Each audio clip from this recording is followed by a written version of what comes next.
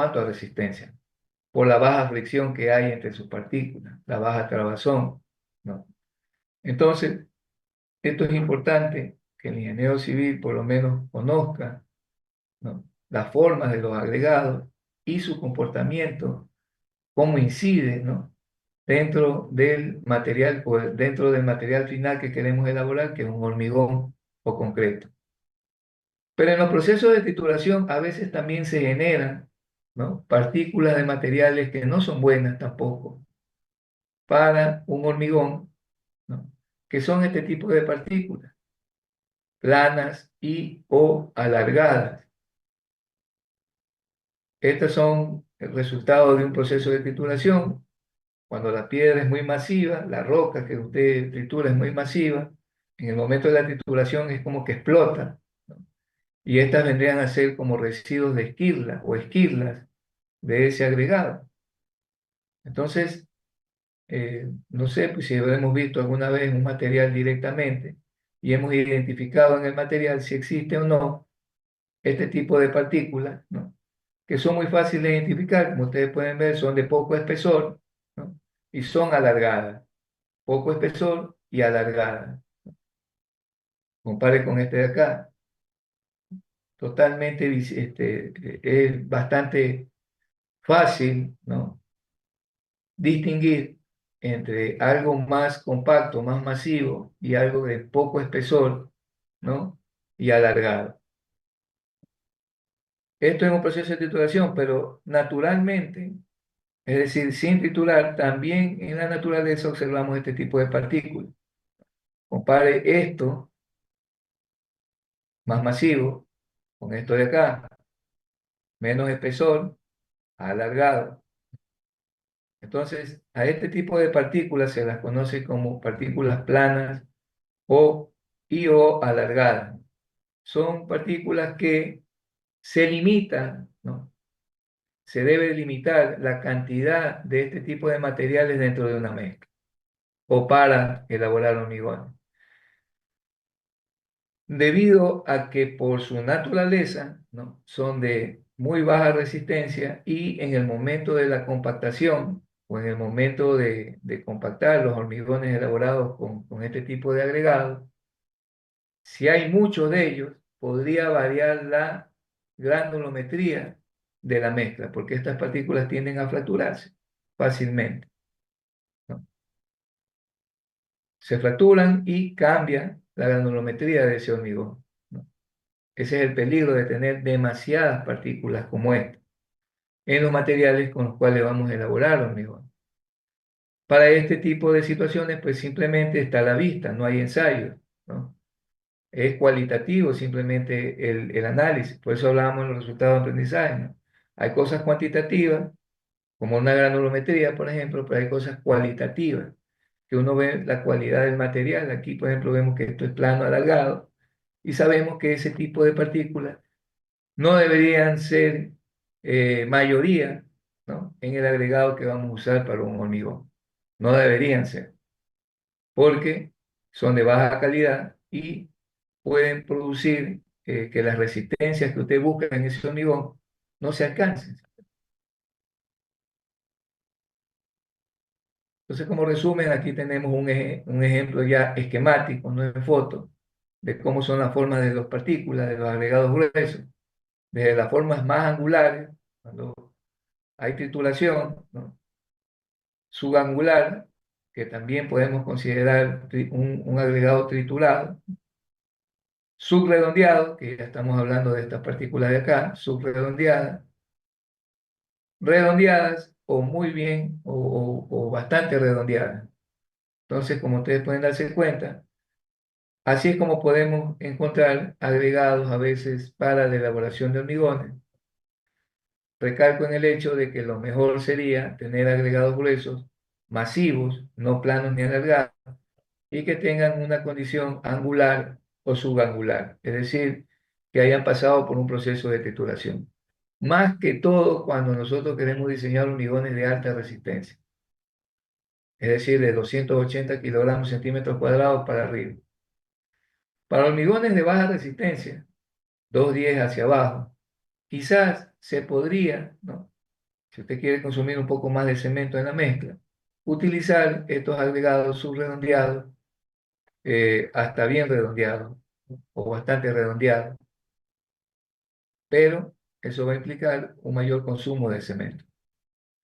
Por eso es que las grandes empresas productoras de hormigón, ¿no?, siempre tratan de hacer procesos de trituraciones adecuados en sus agregados para que haya bastante fricción entre ellos y la cantidad de cemento que necesiten los hormigones sea menor. Porque tomen en cuenta que el cemento siempre va a ser el componente con mayor costo dentro de la elaboración de un hormigón. Por tanto, se trata de ahorrar. Y si esas grandes buscan el ahorro a través de los agregados, por algo debe ser. Y la respuesta es simple, o sea, es para reducir costos de cemento en esos hormigones. De ahí que no sé si algunos han escuchado alguna vez, que hay distribuidores, no voy a dar nombres porque si no piensan que es propaganda, ¿no?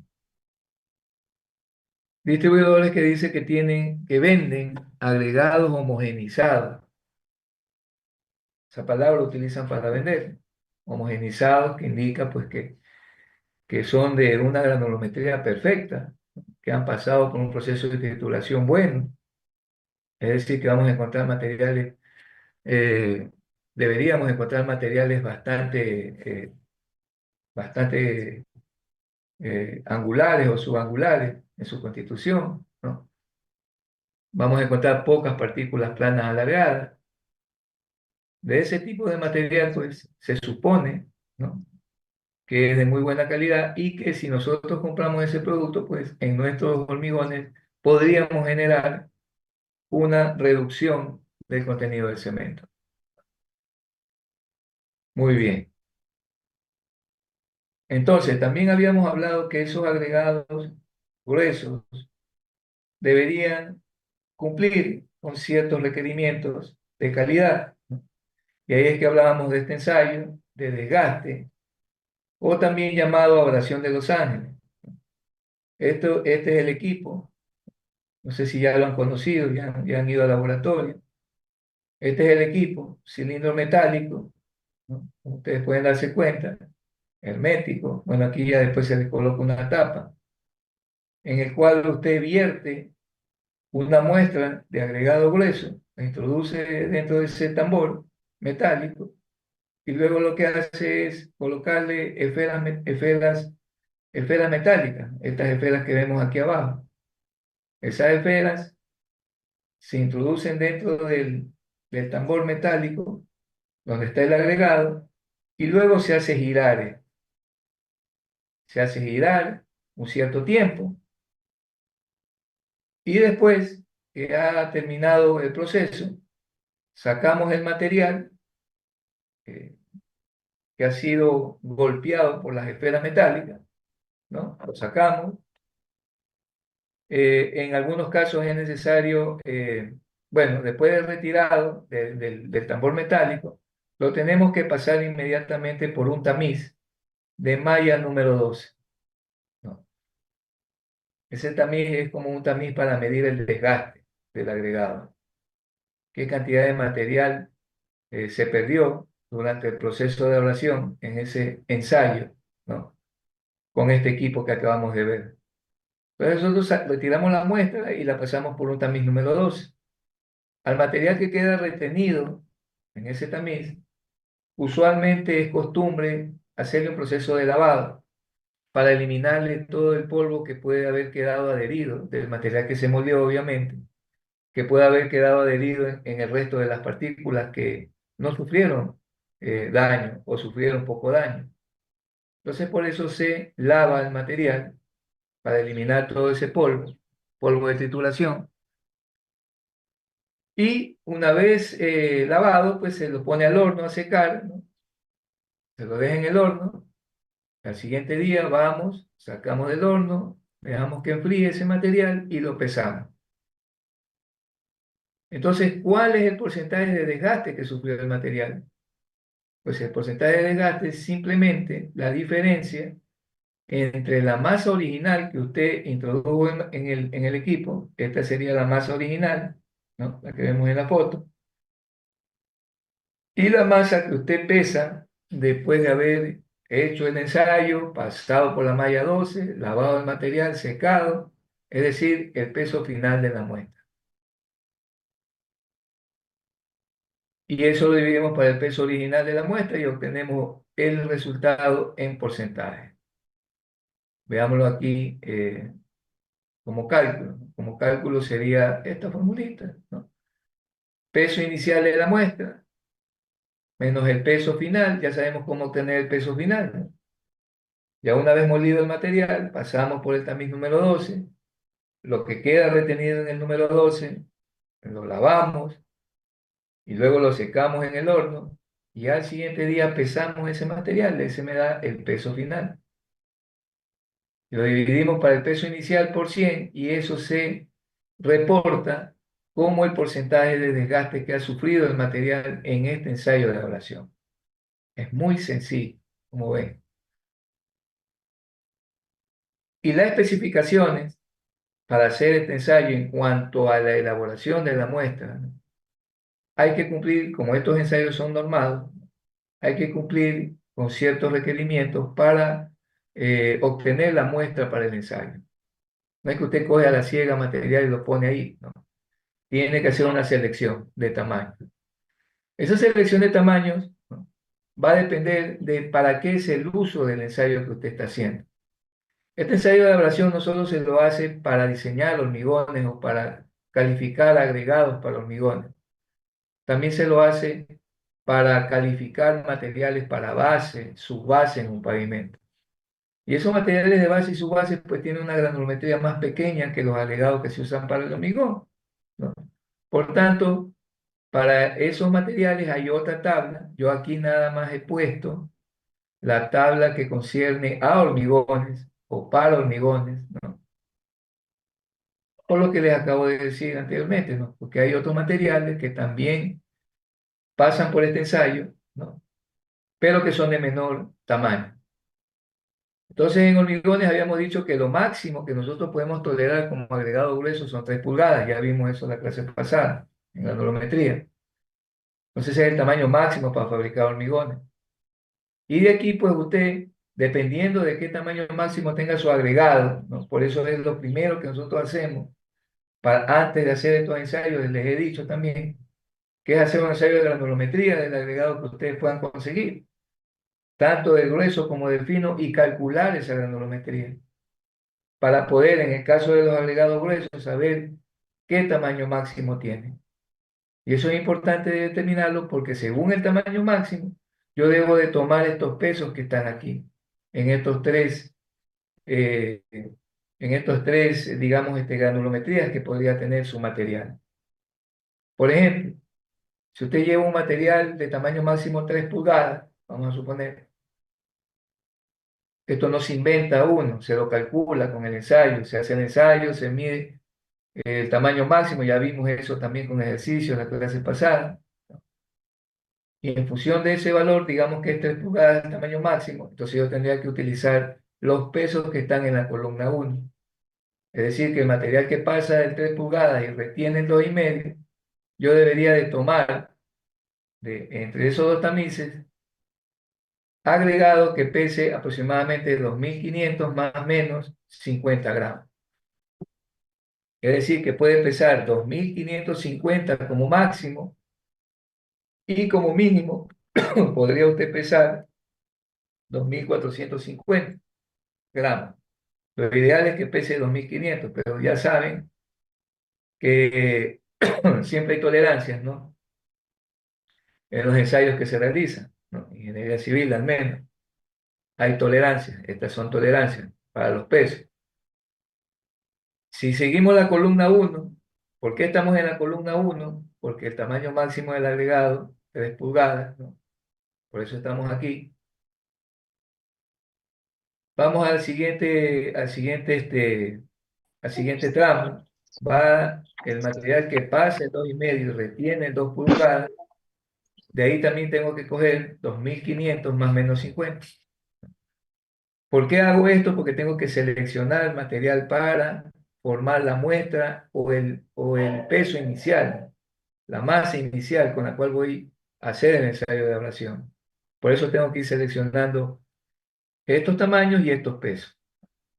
Y finalmente, del material que quede entre 2 pulgadas y 1,5, yo voy a tomar 5.000 más o menos 50 gramos. Total, la masa inicial para este ensayo de agregados gruesos. Recuerde que la ablación solo se hace a los agregados gruesos. Este ensayo no se lo lleva a cabo en las arenas o en el agregado fino. No. Total es que yo debo de tener como muestra inicial o como peso inicial 10.000 gramos más o menos 100 gramos. Es decir, que puedo como máximo tener 10.100 gramos en la muestra o en su defecto como mínimo debería tener 9.900 gramos. ¿Qué es lo que más me indica esta tabla? Me indica el número de esferas, o sea, el número de estas esferas metálicas que debo introducir al equipo, ¿no?, de ablación. Entonces, como ustedes pueden ver, para hormigones, que es esta tabla, el número de esferas que se utilizan para este ensayo de ablación, en todos los casos, es de 12, ¿no? 12 esferas. Y el tiempo de rotación, o sea, el tiempo de giro que tiene que tener ese tambor, ¿no?, es de aproximadamente 30 minutos. Eso es lo que duraría ese ensayo. Como ven, todo está normado, el número de esferas. Las esferas también tienen el mismo diámetro, tienen el mismo eh, peso y son del mismo material, ¿no? Por eso es que aquí no es que seleccionamos peso, sino que simplemente decimos 12 esferas porque todas esas esferas tienen la misma característica. Y así usted utilizaría la parte 2 si es que el tamaño máximo del agregado es 2 pulgadas. Entonces estaríamos aquí. Si el agregado máximo, si el tamaño máximo, perdón, es 1,5, entonces estaríamos en la parte 3. ¿Y qué pasa si es 1? Por ahí me preguntaban ayer. Bueno, si es 1 pulgada, recuerde que si bien es cierto, el tamaño máximo es 1 pulgada, indica que usted debe de tomar esta muestra, 5.000 más menos 25, pero recuerde que en todos los casos la masa total que se debe de introducir ese equipo es de 10.000. Es decir, que si su tamaño máximo es 1 pulgada, ¿no?, del material que está entre el 1 y el 3 cuartos, pues ya tendremos que sacar el total de la muestra, que serían 10.000 más menos 50. Entonces, este es el primer paso, seleccionar la muestra. Eso es lo que tiene la chica aquí, ¿no? Ya está seleccionada la muestra, los 10.000 gramos, y luego ya va para el equipo de ablación. Aquí, ¿cuántas esferas tiene? 2, 4, 6, 8, 10, 12. Las 12 esferas están aquí. Entonces, ya luego es simplemente accionar el equipo y esperar media hora. Una vez que usted hace eso, veamos un ejemplo de un cálculo aquí, ¿no? Aquí tenemos un material que tiene, pues, ¿no?, un tamaño máximo de 1,5. ¿Por qué digo eso? Porque es el tamiz que se está tomando como base aquí para tomar los pesos, ¿no?, los pesos para el ensayo.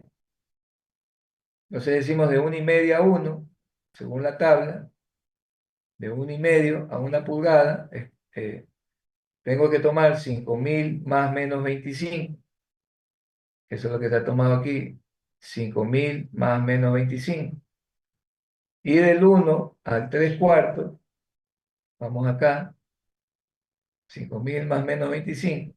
Y del 1 al 3 cuartos, debo de tomar 5.000 más menos 25. Recuerde que siempre debo de completar 10.000, ¿no?, cualquiera que sea el tamaño máximo de su agregado. Usted tiene que completar los 10.000 gramos.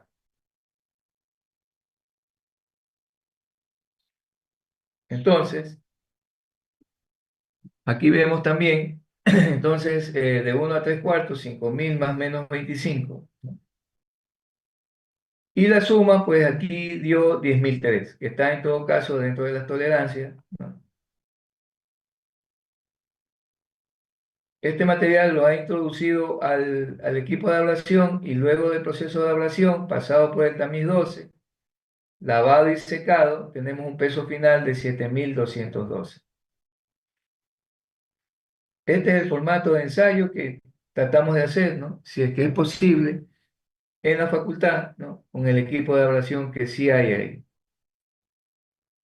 ¿Qué es lo que hacemos nosotros? Simplemente tomamos el peso inicial, le restamos el peso final y lo dividimos para el peso inicial. Y eso nos da un porcentaje de pérdida o de desgaste de 27,9%. 27,9%. Y ahí nosotros vamos a las especificaciones, ya que ya veíamos en la clase pasada cuáles son las normas eh, que permite de pérdida en este ensayo. Para el agregado grueso habíamos dicho que tiene que ser menor o igual al 50%, ¿no? Aquí en el formato está 40 porque este ensayo fue hecho para un material de base. Ya les decía que este ensayo no solo se hace para hormigones, sino también se utiliza en pavimento, para bases y subbases. Pero en este caso nosotros tenemos que chequear para hormigones y para hormigones se tolera o se permite una pérdida de hasta el 50%. Como es 28, cumple. 28 es menor que 40 o menor que 50. Por tanto, nosotros ponemos el OK aquí para este agregado. Si le sale más pérdida, pues simplemente usted tiene que aplicar la ética en todo lo que hace, pues, y decir, simplemente ese agregado no cumple. Tendría que buscar otro material de mejor calidad. Así es, así es el negocio en que nos hemos metido nosotros, más aún si somos fiscalizadores, más aún si trabajamos en un laboratorio de suelo, tenemos que ser honestos y decir lo que sale, a no ser de que usted haya realizado mal el ensayo, ¿no? Pero si hay un error humano, pues lo lógico es volverlo a hacer y estar seguro del resultado que se reporta. Bien, otra propiedad que quizás tal vez solo la dijimos, pero no la vimos más a fondo en los agregados, es la absorción. La absorción es un incremento del peso del agregado debido al ingreso de agua hacia el interior del agregado, ¿no? Esto ocurre porque todo agregado tiene poros y dentro de esos poros pues se aloja, o el material, mejor dicho, absorbe, si está en contacto con agua, va a absorber parte de esa agua y la va a introducir en esos poros. De ahí que nosotros en mecánica del suelo usamos el término saturado cuando todos esos poros que tienen los agregados se llenan de agua. Entonces, todo agregado va a tener un determinado porcentaje de absorción. Y es necesario saber este dato porque cuando ustedes diseñen hormigones, necesitan conocer cuánta agua van a perder por la absorción del agregado. Esto más pasa en el agregado grueso. El agregado fino, por lo general, ese agregado fino viene a veces, bueno, cuando es natural, cuando es obtenido por trituración, estará igual de seco que el agregado grueso. Pero cuando es de fuente natural, siempre el agregado fino va a estar húmedo, o va a estar bastante húmedo. Más bien ahí no va a absorber el agregado, sino que más bien va a incrementar agua en el diseño de la mezcla, ¿no? Pero para eso nosotros tenemos que tomarle, por eso, humedades a los materiales para saber si esa humedad está debajo o no de la absorción que va a tener el agregado. Bien, entonces vamos a ver cómo se determina la absorción del agregado grueso. Este ensayo sí de absorción se hace al agregado grueso y al fino. Veamos primero con el grueso.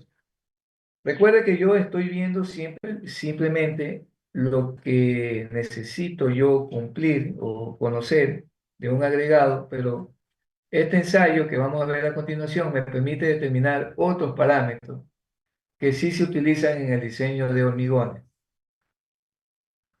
Para no redundar con esa materia, pues yo simplemente he tomado eh, cómo calcular la absorción nada más, porque aquí usted puede obtener gravedades específicas, Boole, saturada, aparente, pero ese no es el caso para nosotros en este curso o en esta asignatura al menos. Entonces, para hacer la absorción o determinar la absorción del agregado grueso, nosotros asimismo vamos a tomar una muestra del agregado grueso. Esta sí es una muestra que por lo menos sea representativa del agregado grueso, es decir, usted hace un cuarteo del material. Si sabemos lo que es un cuarteo, ¿no? Vaciamos todo el material que tenemos, lo paliamos, ¿no? Y lo dividimos en cuatro partes, porque se llama cuarteo. Y de una de esas partes usted saca una porción de agregado grueso, en este caso, que por lo menos debería ser de 1.000 gramos, 1.500 gramos, 1.000 gramos. O lo que a veces el laboratorista le indique. Por eso peso inicial no se ponga a pelear. Lo que sí está normado es lo anterior, lo que vimos en la evaluación. En la evaluación sí hay pesos definidos según los tamaños de los agregados. Pero para este ensayo no hay un peso totalmente definido, únicamente que tiene que ser una muestra representativa, es lo que se indica. Entonces, digamos que cogemos 1.500 gramos, ¿no? Ese material lo pesamos en el aire, es decir, seco, ¿no? Lo pesamos en el aire, y una vez que hemos pesado en el aire, lo introducimos en una canastilla, no sé si alcanzan a ver aquí en la foto, abajo hay una canastilla, introducimos el agregado en la canastilla y lo sumergimos. ¿Para qué lo sumergimos? Para hacer que el agregado se sature justamente, que absorba agua. Los poros se llenen de agua de ese agregado. Usted se va a dar cuenta que en el momento que ingrese esa canastilla ahí, pues va a generar burbujas de aire. Esas burbujas están indicando que el agregado está absorbiendo o está reemplazando el oxígeno que antes estaba, el aire que antes estaba eh, en los poros, está saliendo al exterior porque ahora está siendo reemplazado por agua. Todos esos comportamientos, lo mínimo que sean, usted lo va observando. Por eso es que hay que hacer los ensayos. De otra forma, simplemente se lo estoy contando yo. Pero usted, al hacer el ensayo, lo está viendo también. Lo está viendo y está corroborando o de otra forma está viendo cómo se comporta el material que usted está ensayando. Si una vez que ya usted no observa ningún burbujeo en la superficie, aquí vemos ya, ¿no? Eso le da una pauta a usted de que el material ya ha expulsado todo el aire que había en los poros de los agregados. Entonces, en ese momento usted saca la canastilla de este recipiente lleno de agua, ¿no? Y luego el agregado lo va a colocar sobre una franela o un paño que hay allá en el laboratorio, y ahora lo va a empezar a secar superficialmente. Entonces usted coloca todo el agregado en el paño y empieza un secado superficial, a hacer un secado superficial. Superficial, es decir, nada más vamos a secar la humedad que se ve encima del agregado, únicamente. No es que lo va a meter en el horno, ni lo va a poner al sol. Simplemente con ese paño usted lo arropa, lo va secando la superficie del agregado, ¿no? Eliminamos esa humedad que se ve, ese brillo del agregado que se ve por la humedad superficial y nada más. Una vez que hemos secado, lo que procedemos a hacer luego es a pesarlo en ese estado. Ese estado se lo conoce como seco, a ver, secado superficialmente. Y vamos a pesar al agregado en ese estado, seco superficialmente. Veamos entonces la formulita para el cálculo de absorción. Una vez que hacemos esos dos pasos, pues ya tenemos todos los datos para calcular el porcentaje de absorción. Porcentaje de absorción entonces es igual al peso B. El peso B es el peso de la muestra saturada, secada superficialmente, ¿no? Y el peso A es el peso de la muestra seca antes de poner en el agua. Peso en el aire, también le llaman algunos. Hacemos la resta, lo dividimos para el peso en el aire y obtenemos, como este resultado es en porcentaje, pues aquí faltaría ponerle por 100 para expresar ese resultado que sería la absorción del agregado graso. La absorción del agregado graso. Como ustedes pueden darse cuenta, es un ensayo creo que muy accesible, muy sencillo de hacer. No tiene mayor situación. Simplemente tomar en cuenta el tiempo que tiene que estar el agregado dentro del agua. Lo ideal es hasta cuando ya usted no observe ningún movimiento en la superficie. Quiere decir que ya el agregado se ha saturado. Y en ese momento usted lo retira de ahí y lo seca superficialmente. Una vez seco superficialmente lo pesa y luego hace este cálculo. Este ensayo se agrega al proyecto número 1, en donde creo que no habíamos eh, hablado de la absorción o no habíamos indicado eh, este parámetro también, que como les digo, es muy interesante conocerlo, ¿no? Porque cuando usted ya diseñó hormigones, verá que a mayor absorción, pues es un material también que va a quitarle mucha agua a su diseño. Y entonces tendrá que aumentar el contenido de agua y no se usa el de las tablas, el de las tablas de diseño, quiero decir. Pero bueno, no quiero marear con eso, simplemente indicar de que la absorción es necesaria de determinar tanto al agregado grueso como al agregado fino. El agregado fino, en cambio, para determinar este mismo parámetro de la absorción, se lo obtiene de otra forma, ya que no podemos nosotros secar superficialmente a la arena, ¿no? No podemos seguir el mismo procedimiento de ensayo que acabamos de ver. Entonces veamos qué se hace para el agregado fino. En el agregado fino, asimismo, para hacer el ensayo de absorción únicamente, porque ya le digo, asimismo, hay otros ensayos que se hacen a la par de este, que son las gravedades específicas, esto que está acá, pero eso no vamos nosotros a hacerlo ahora, sino solo la absorción. Entonces, para la absorción vamos a hacer lo siguiente.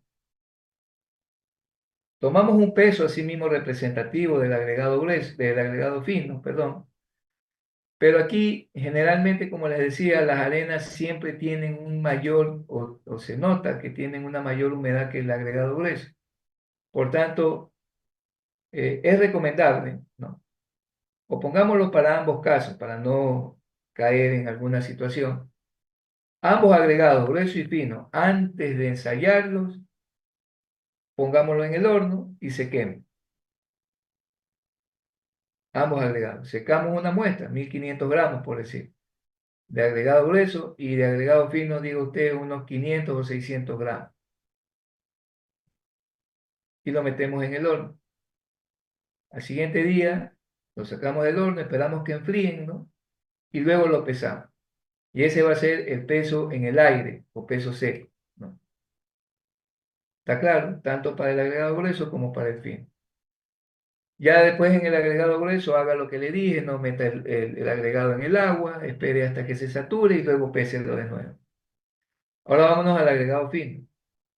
Con ese agregado que ya está seco, ahora lo vamos a mojar, lo vamos a humedecer completamente.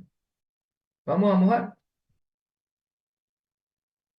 Y una vez que está húmedo el material, o está mojado el material, lo vamos a empezar a secar manualmente. Si lo hemos mojado mucho, pues vamos a tener que secarlo un rato al sol, ¿no?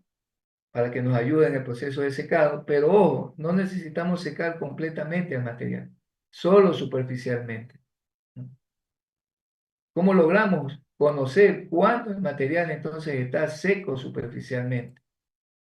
Entonces para eso vamos a utilizar este cono Y este pisón que ven aquí, este compactador que ven aquí, ambos están en el laboratorio. ¿Y qué es lo que vamos a ir haciendo? Vamos a ir introduciendo el material que nosotros observamos que ya tiene o ya se ha secado, ¿no? Ya está seco superficialmente. Lo vamos a introducir aquí en el cono. Vamos a hacer 3 capas y por cada capa vamos a darle 10 golpes hasta llegar al final y al final enrasamos el cono. Una vez que hemos hecho eso, levantamos el cono. Y si el material está superficialmente seco, tendría o se formaría esta condición en el material. Como ven, es un ensayo también cualitativo, hay que observar, ver cómo quedó el material después de haber levantado este cono, ¿no? Cómo queda el material. Si queda en este estado, entonces nosotros decimos que el material ya tiene, o está, mejor dicho, superficialmente seco.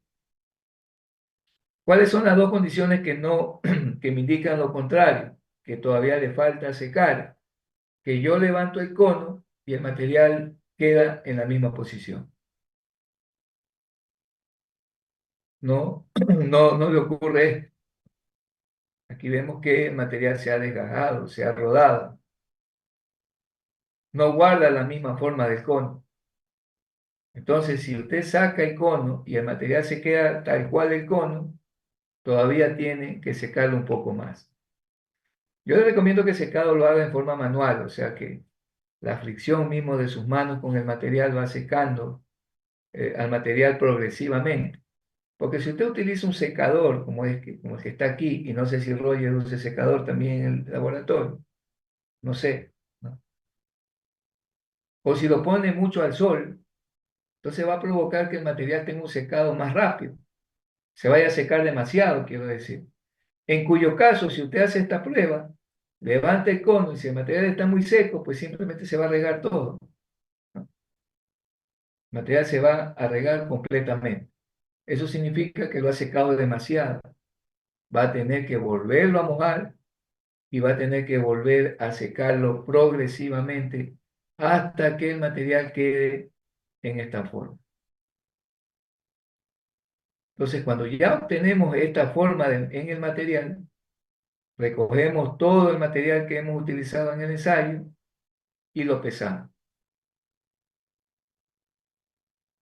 Aquí están los 600 gramos, por si acaso. De esos 600 gramos, usted coge, como ven ahí, porciones y lo va colocando dentro del cono.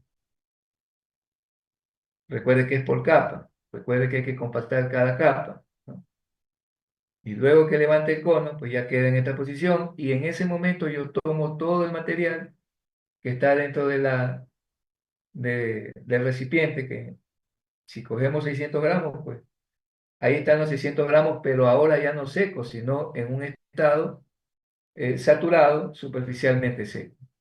Y lo pesamos. Y finalmente calculamos la absorción. La absorción, pues simplemente es el peso S, que sería el peso saturado, superficialmente seco, y el peso A, que es el peso del material seco, después que usted lo sacó del horno. Y hacemos lo mismo, peso saturado menos peso seco, dividido para el peso inicial, eso me da a mí el porcentaje de absorción, tal cual hicimos acá. Acá le llamamos B al peso saturado, acá simplemente le llamamos S al peso saturado. Y nuevamente, como es en porcentaje la respuesta, aquí sería por 100. Ese es el ensayo de absorción, tanto del agregado grueso y fino, que vamos a incluirlo dentro del proyecto 1, ¿no?, de este ciclo. Preguntas.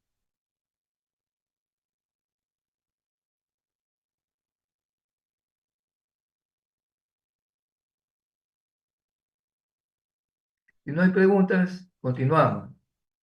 Hay otro ensayo que nosotros habíamos hablado en la clase pasada. El ensayo anterior, el primero que vimos era de desgaste, pero hay otro ensayo que es de durabilidad. Este ensayo se lo realiza mediante la prueba de la resistencia a los sulfatos. Estos sulfatos pueden ser de sodio o pueden ser de magnesio. Y este ensayo sí se lo realiza tanto al agregado grueso como al fino.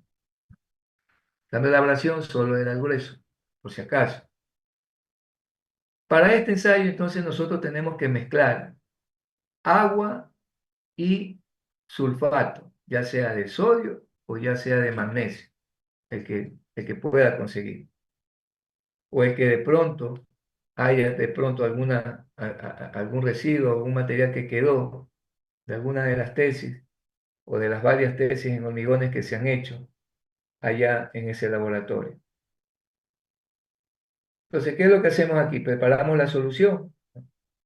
Generalmente se utilizan 350 gramos de sulfato, sea de sodio o de magnesio, en 1 litro de agua o para 1 litro de agua.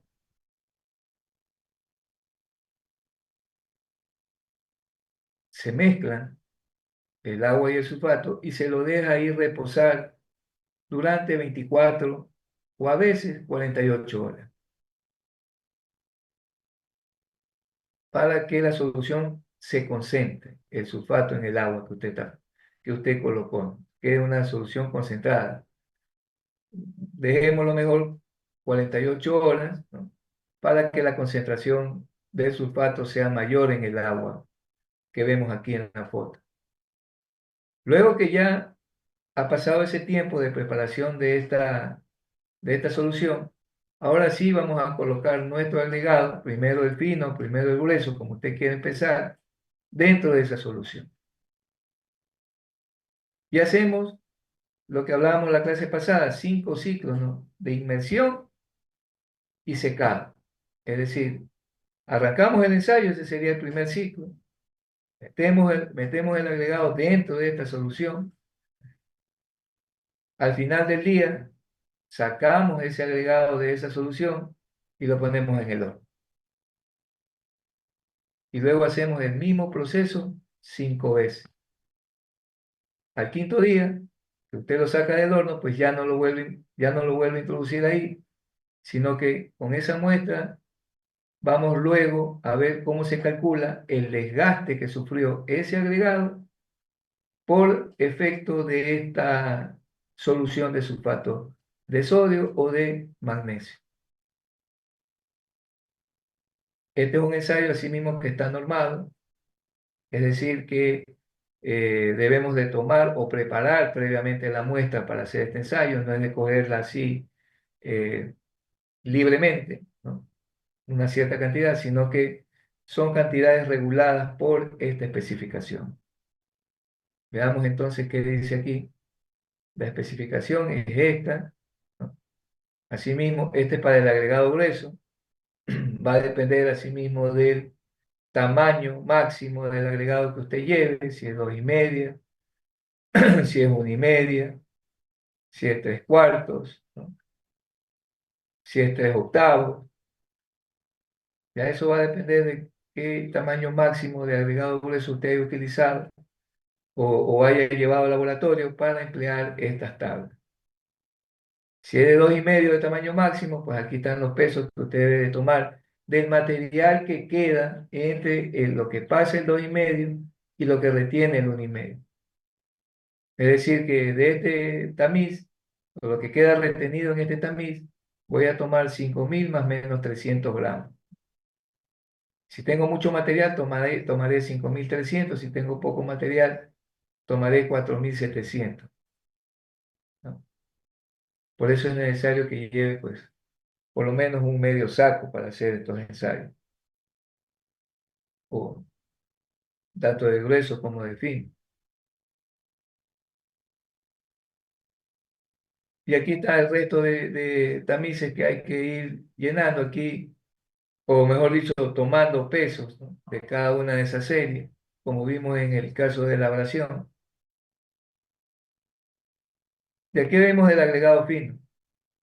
En el agregado fino, en cambio, yo debo de tomar estos tamices más pequeños, obviamente, que va desde el 3/8 hasta el número 50.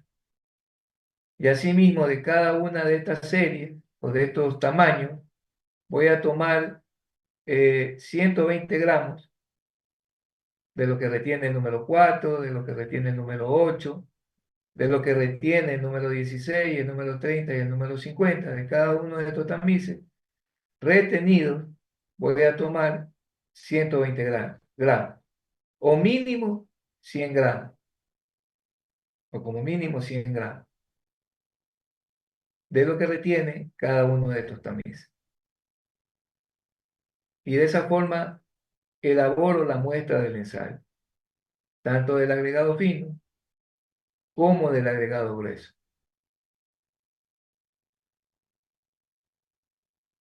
Una vez que ya he elaborado la muestra, ahora sí me centro en el ensayo. Ya he preparado previamente la solución, le he dejado 2 días que se concentre el sulfato en esa agua, ¿no?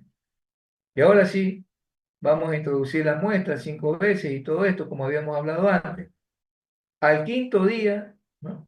Al quinto día, ya nosotros sacamos el material que está seco, pues ya no lo volvemos a meter en esa solución y analizamos el ensayo, o mejor dicho, calculamos su desgaste.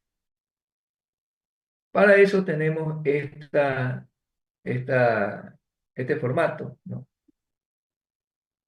Para determinar cuál es el desgaste del material que usted puso en esa solución. Entonces, primero empecemos con el agregado fino. Aquí se ha utilizado sulfato de magnesio en este ensayo. Todo eso hay que indicar, ¿no? ¿Qué tipo de sulfato usted utilizó? Porque recuerde que las tolerancias para el sulfato de magnesio es 18% máximo de desgaste. Para el sulfato de sodio es 12% el porcentaje máximo de desgaste. Entonces, por eso hay que especificar qué tipo de sulfato usted ha usado en la prueba. Luego viene el material fino que usted ha utilizado, la granulometría del material fino, que va desde el 3 octavos hasta el número 50. ¿Y qué es lo que vamos a notar en este formato? El porcentaje retenido parcial que usted tuvo en cada uno de estos tamices. ¿Y de dónde sale esta columna? ¿De dónde saldría esta columna? Este porcentaje retenido parcial.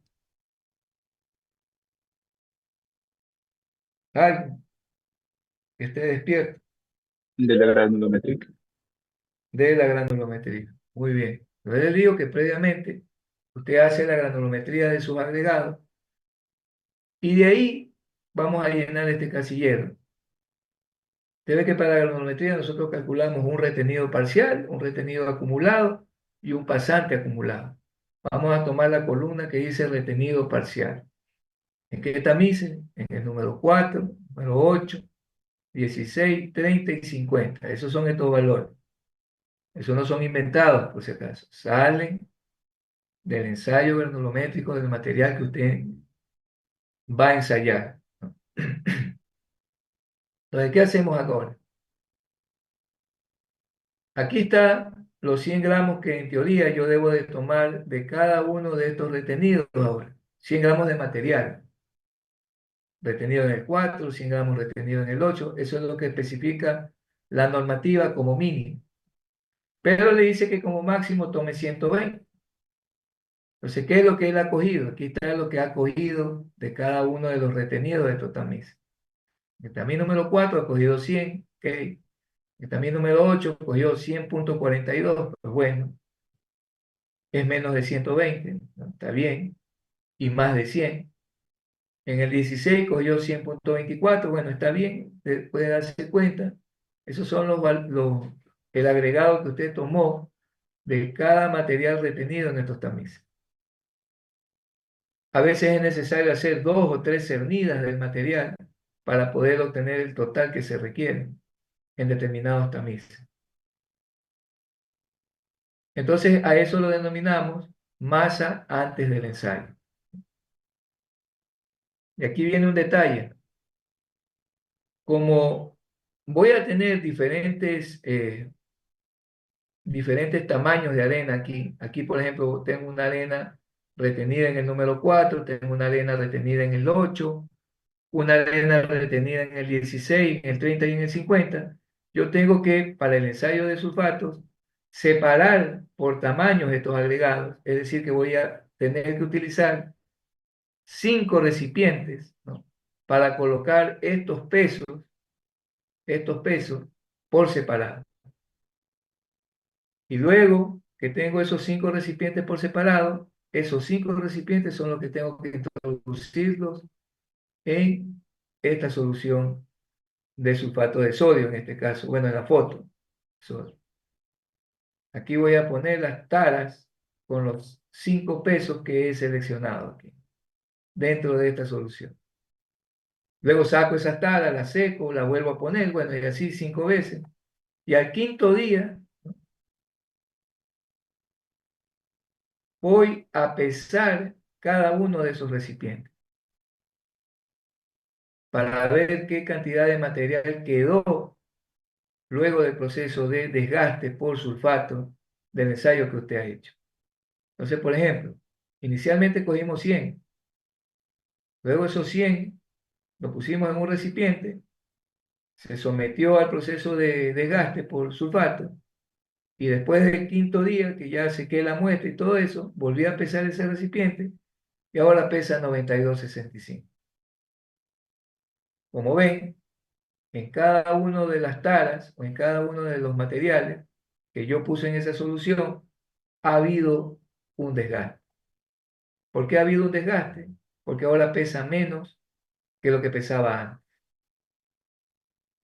Ese peso menor significa el material que se desintegró en la prueba. Se desintegró, se pulverizó ese material durante el ensayo de sulfato. No resistió. Si no, esto fuese el mismo peso aproximado que acá. Entonces está claro, ese es el peso C que aparece en este formato. Y luego determinamos esta columna de desgaste parcial por cada uno de los recipientes que hemos ensayado, ¿no?, mediante esta formulita de aquí. Aquí vemos que esa columna D es igual a la columna B, que es la masa inicial o el peso inicial que yo tomé para la muestra, menos C. C es el peso final, luego de los 5 ciclos de inmersión y secado, dividido para B. Eso me da el porcentaje de gaste parcial obtenido en el material número 4. Lo mismo hago para el material que se retuvo en el 8. Lo mismo hago para el material que se retuvo en el 16 y así voy calculando esta columna. Finalmente ese no es el resultado. El resultado final es esta última columna que vemos a la derecha, que le he puesto E aquí. Esta columna E se la determina mediante este cálculo. Multiplicamos estos porcentajes retenidos parciales por el porcentaje inicial retenido del ensayo de granulometría. O sea, por la primera columna, A. Multiplicamos estos desgastes parciales por el material retenido en el tamiz de análisis. Por ejemplo, el número 4 sería 735 por 18,25 y eso dividido para 100. Y ahí finalmente estoy calculando el porcentaje de desgaste total del agregado fino en la prueba. Y esto mismo lo realizo para cada uno de los tamices. 610 por 32,57 dividido para 100 me da este otro porcentaje de desgaste. Y una vez que he calculado para cada uno de estos tamices el porcentaje de desgaste, finalmente lo que hacemos es sumar esta columna. Como ven, este es un poquito más elaborado este cálculo. El de la ablación era más sencillo. Este es un poquito más tedioso, pero no difícil, sino un poco más elaborado, nada. Entonces sumamos la última columna y ese es el resultado del ensayo. 7,7. Entonces, 7,7 es menor que 15 porque es sulfato de magnesio. Por tanto, declaramos que el material, o concluimos que el material sí cumple. Eso es con el agregado fino. ¿Alguna pregunta?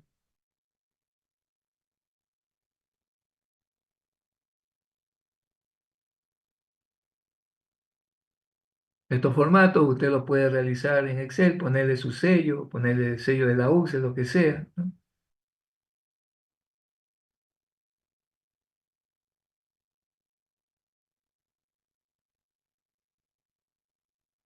Bueno, si no hay preguntas, entonces continuamos para el grueso. Asimismo, en la serie gruesa va a depender de cuál es el tamaño máximo del agregado. Entonces aquí vemos la granulometría, ¿no? Aquí vemos los retenidos parciales. ¿En qué tamiz? En el 1, en el 3 cuartos, en el de media, en el de 3 octavos y en el número 4, ¿no? Y aquí vemos los pesos que están especificados que veíamos en la tabla anterior. Esto es especificación, así como pusimos el agregado fino. 100 gramos era lo mínimo en cada tamiz, pero recuerde que aquí hay siempre la tolerancia del 120, ¿no? Como máximo. Aquí las tolerancias están puestas, más o menos 300, más o menos 200, más o menos 5 acá abajo. Son las tolerancias de la cantidad de material que yo debo de tomar, ¿no? Entre esos tamices para la muestra inicial. Entonces, por ejemplo, aquí, desde el 1,5 hasta el tamiz 3 cuartos, se han tomado un total de 1.500 gramos, ¿no? 1.500 gramos, divididos así, ¿no? 1.000 del material retenido en 1 pulgada y 500 del material que retiene el 3 cuartos. La suma de los dos me da 1.500. La siguiente serie, que va desde el 3 cuartos hasta el 3 octavos. Aquí están las especificaciones. Entonces, entre los dos, he tomado un total de 1.002,6 gramos. Pero aquí están las especificaciones, ¿no? 670 y 330. Si sumamos 670 y 330, pues nos da 1.000. Y ahí hay que ver cuál de las dos fracciones, ¿no? Sumó este 2,6. Pero en todo caso, no sé si esté claro esto, ¿no? Aquí están los valores o las cantidades de materiales que debo de tomar de los retenidos, ¿no?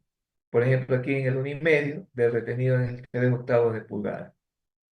Sumo los dos que he pesado, que he obtenido, y eso me da 1.002,6. Y finalmente, para la serie de 3 octavos número 4, por especificación debo de tomar entre 330 más o menos 5 gramos, y aquí ha tomado 300, aquí, no sé, total.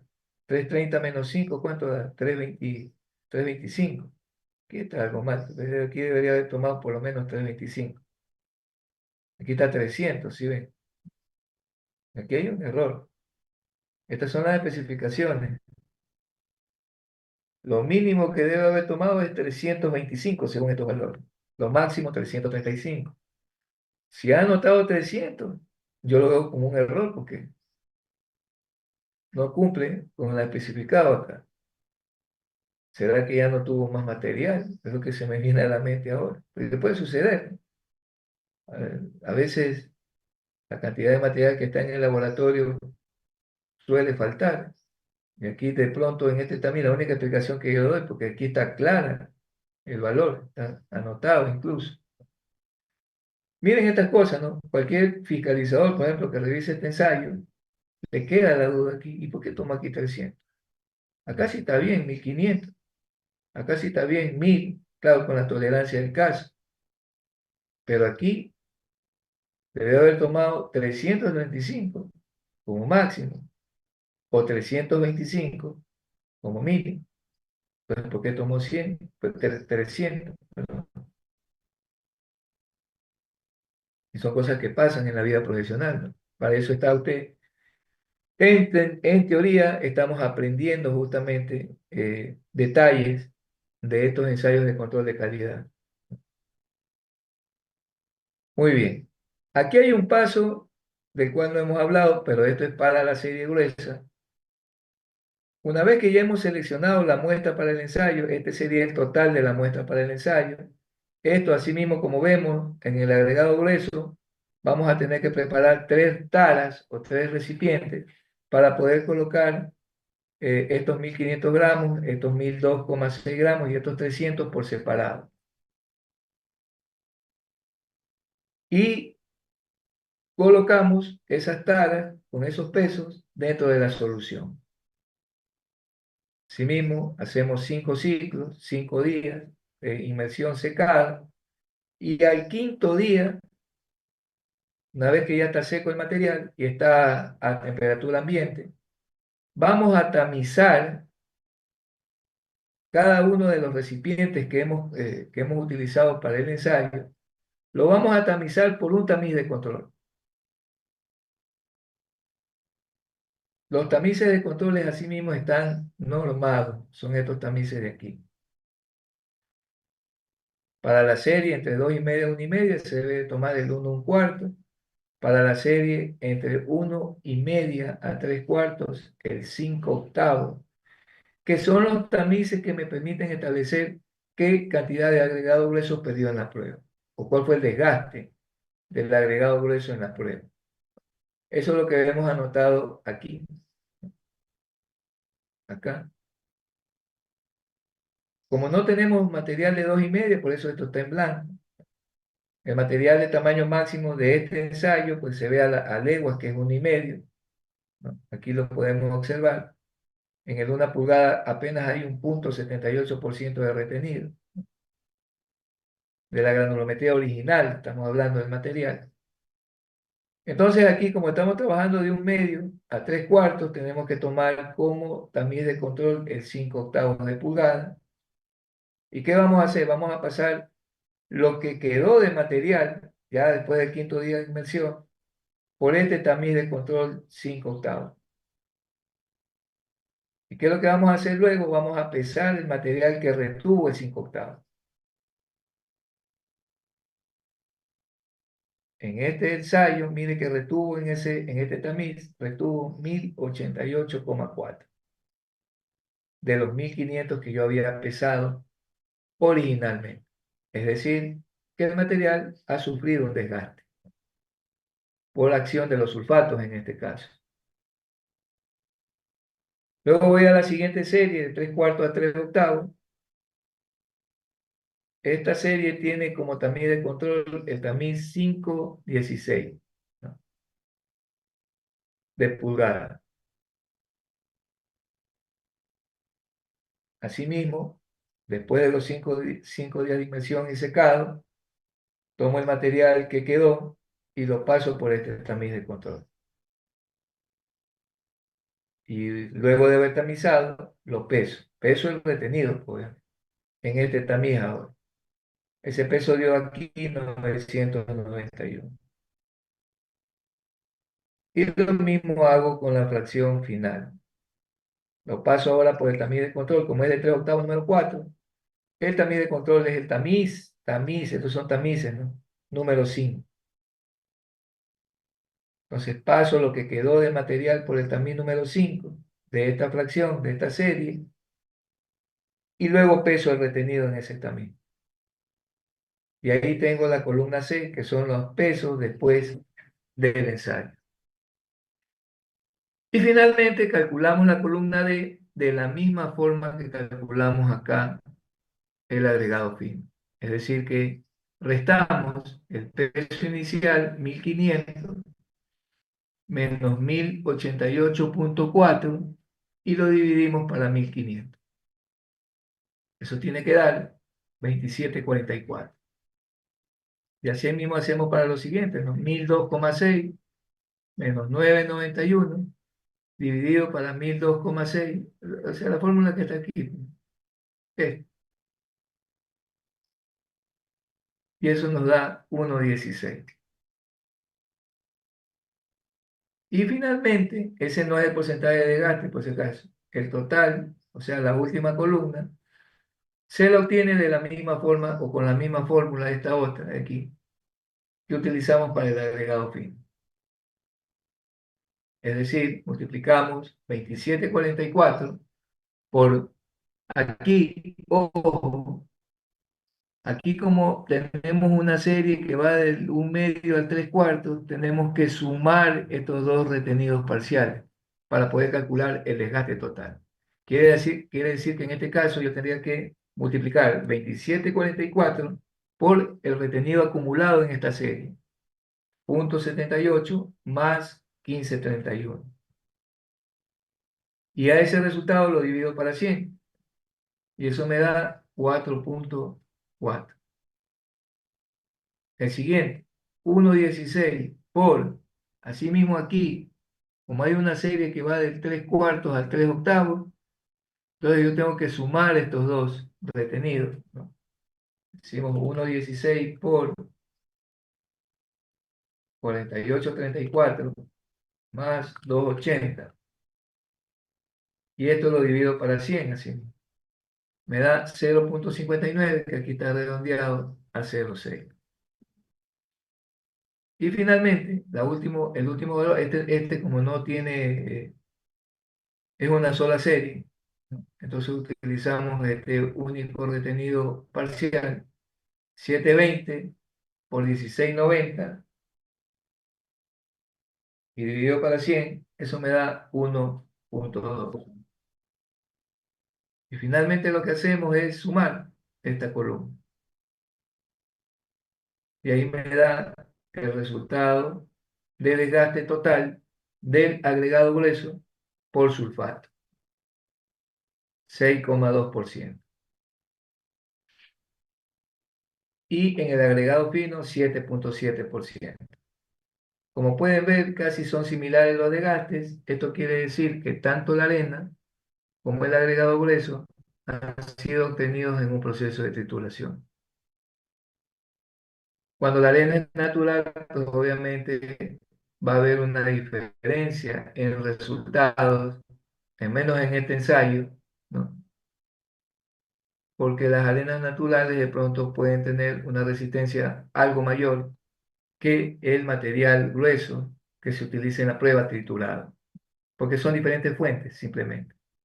Pero cuando son de la misma fuente, es posible que los resultados incluso hasta coincidan aquí de desgaste, porque la arena y la piedra han sido extraídas de la misma trituración o del mismo proceso de trituración. Es la misma roca, quiero decir. Bien, ¿alguna pregunta? Esto complementa la clase 1. Ya tenemos no solo cómo hacer el ensayo, sino cómo calcular los ensayos. Que es muy bueno eso, que ustedes también aprendan a calcular los ensayos, porque a veces ni los laboratoristas saben calcular el ensayo. Entonces usted como ingeniero debería hacerlo. Muy bien. Lo último que queremos ver aquí es los tipos de arena. Habíamos hablado que en las arenas uno de los parámetros también de control era el módulo de finura, habíamos dicho. Había un rango que va de 2, si mal no recuerdo, a 3,1. Entonces, ¿cómo interpretar eso del módulo de finura? Para eso tenemos estas fotos aquí, ¿no? En la mecánica de suelos hay tres tipos de arena: una arena gruesa, una arena media y una fina. La arena gruesa es aquella arena que pasa el tamiz número 4, obviamente, y queda retenido en el número 10, tamiz número 10. Ese material que pasa el 4 y retiene el 10 es lo que nosotros denominamos arena gruesa. Esa arena tendría un módulo de finura mayor de 3,1, muy mayor, puede ser 4, 4,5 hasta 5 a veces el módulo de finura. Eso es porque el material básicamente está conformado por una arena gruesa. ¿Qué es lo que buscamos nosotros para morteros y hormigones? Una arena media o que el material que nosotros vayamos a hacer hormigones, pues tenga un módulo de finura que esté entre 2 y 3,1. Eso se consigue generalmente con las arenas que pasan el tamiz número 10, pero quedan retenidas en el 40, en el tamiz 40. Esa es la arena ideal. Obviamente que un material puede tener de todo, arena gruesa, arena fina y arena media. Lo que buscamos es siempre que la mayor parte de ese material pues contenga arena de esta característica, sea media o de este tamaño. Eso es lo ideal. Y el otro extremo pues es tener una arena demasiado fina. Esa arena fina es la que pasa el tamiz 40 y queda retenido en el 200. En cambio ahí hablamos de módulo de finura de 1, ¿no? De 1,2, 1,5. Es decir, un módulo de finura menor que el especificado. La arena de playa, por ejemplo, arena muy fina, que no es conveniente utilizar en los hormigones, ya lo habíamos explicado antes por qué. Bien, hasta ahí es simplemente un complemento de la clase pasada, un recorderis de lo que habíamos visto antes. No sé si hay alguna pregunta.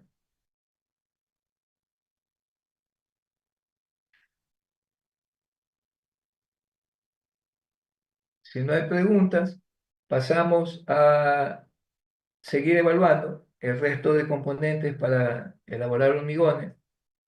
Ya habíamos visto también o hablado respecto del agua, el agua de amasado o el agua que se utiliza para las mezclas, pues no necesariamente puede ser 100% potable, también puede usar usted aguas combinadas, entendiéndose por combinado un porcentaje potable, otro porcentaje obtenido de otra fuente.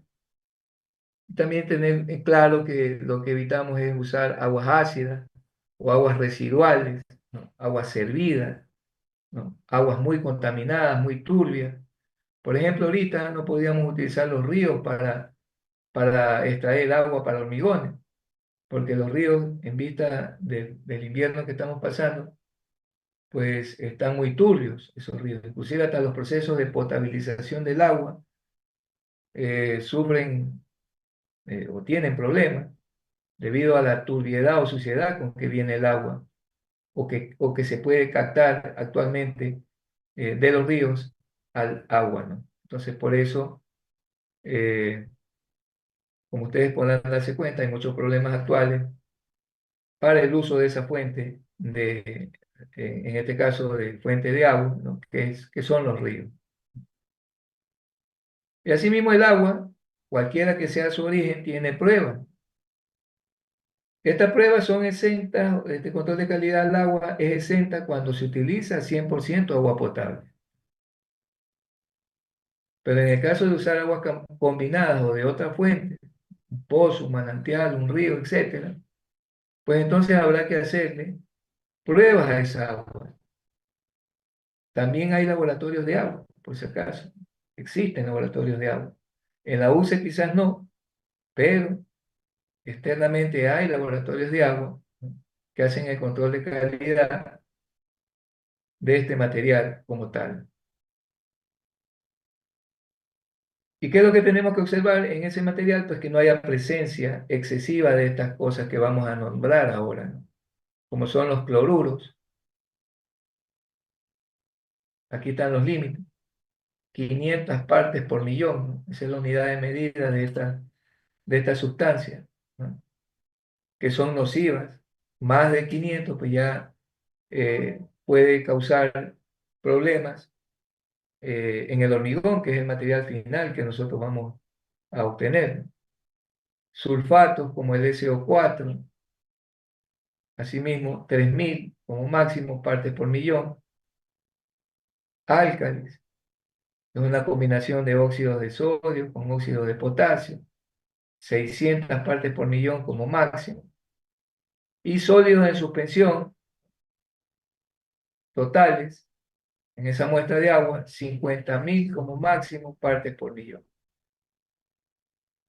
Ahorita, con la turbidez que tiene el agua, obviamente hace un ensayo de esto y le va a salir 100.000 partes por millón, 80.000, por la turbidez que tienen mucho sólido en suspensión, los ríos.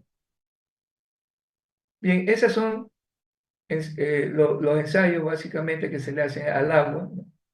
Como decir, no vamos a entrar tanto en detalle, ¿no?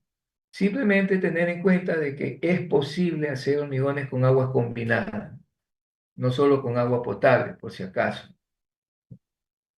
Pero obviamente, si son aguas combinadas, tendrían que cumplir con estos ensayos.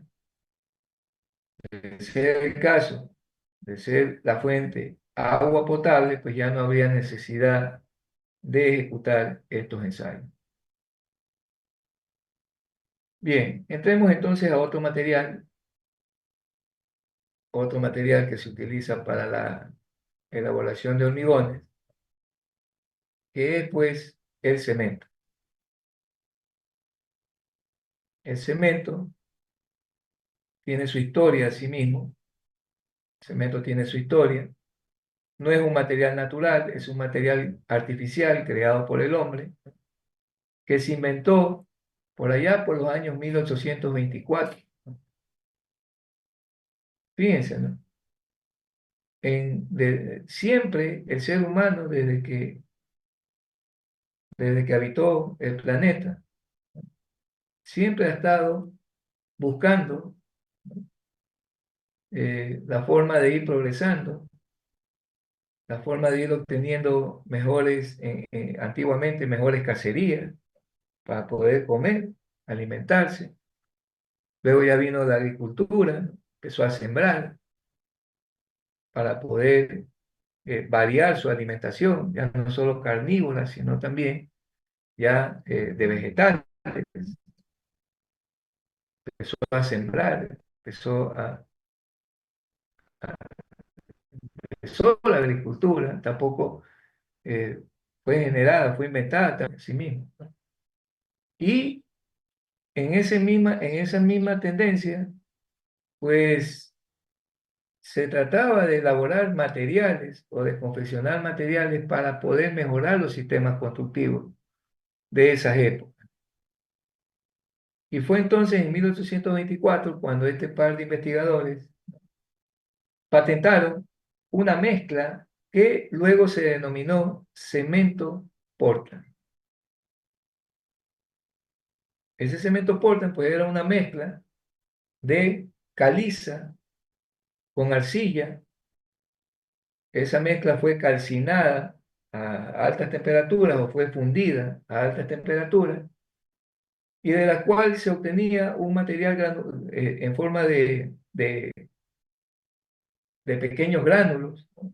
Granos o cristales, que ese material así obtenido como tal, pues no tenía ningún uso ni beneficio. De ahí estos investigadores fueron más allá y molieron ese producto granular o ese producto que se cristalizó luego de la fundición, lo molieron y finalmente obtuvieron ese polvo que hoy llamamos cemento. Ya cuando, después de ese proceso último de molienda, pudieron observar que ese material fino, reaccionaba cuando le colocaban agua. ¿Cómo reaccionaba? Endureciéndose, formando una roca artificial. Fíjense, de la mezcla original de calizas con arcilla, dijeron, bueno, vamos a fundir esto, metámoslo en ese horno a ver qué pasa. Fueron a ver qué pasa y resultó que salió un material cristalizado, un material en forma de granos en otras ocasiones o en otra forma, o otros agregados en forma de cristales. Y no tuvieron nada, no sabían qué hacer con eso. Finalmente uno de los dos dijo, bueno, molamos esto, a ver, vamos moliendo esto, a ver qué resulta con ese polvo. Y luego de haber molido ese producto intermedio, finalmente se dio a conocer el cemento Portland, bueno, así denominado por sus creadores, ¿no? El cemento Portland que hasta la fecha lo utilizamos. Entonces, fíjense, cemento Portland, como ustedes habrán escuchado, es el cemento eh, empleado para toda clase de construcciones, todas, absolutamente todas clases de construcciones, porque es compatible con casi todos los demás materiales convencionales que se utilizan en la construcción. Por ejemplo, usted puede hacer bloques de hormigón, usted puede fabricar estructuras de hormigón, mezclándolo con acero, obviamente. Eso es lo que conocemos como hormigón armado, porque el hormigón así como tal eh, no se utiliza directamente para hacer una estructura, ¿no? Hay que eh, añadirle, en este caso acero, ¿no? Para mejorar ciertas características estructurales. Y de ahí que tenemos nosotros los hormigones simples, aquellos que no llevan acero, y tenemos los hormigones armados, que son aquellos que llevan acero. Pero el componente de ambos es cemento Portland, eh, que se encuentra en la mezcla de hormigón, ¿no? Y también podemos hacer incluso tuberías de hormigón para sistemas de agua lluvia, sistemas de agua servida. Se utilizan hasta ahora tuberías elaboradas con cemento Portland, es decir, con hormigón. Entonces, el hecho de que sea resistente y duradero ha convertido al cemento Portland como un material ideal o favorito para construir. Pero como les digo, eso fue una invención de los años 1820. Eso no quiere decir de que el hombre no haya hecho nada hasta ese entonces. Y ahí ustedes tienen, pues hasta la fecha, vestigios arqueológicos, las grandes pirámides de Egipto, por ejemplo, el gran Coliseo romano, los panteones en Grecia, bueno, algunos que todavía sobreviven y que fueron elaborados pues con cemento así mismo, ¿no?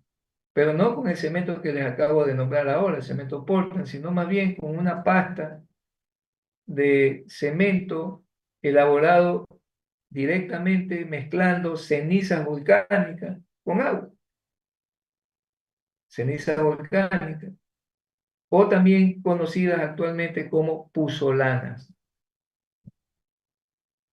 o a veces también utilizaban fundición, material fundido de yeso o caliza, solo eso, yeso o caliza, de donde obtenían cal y con la cual también formaban pastas para poder pegar cosas, ¿no?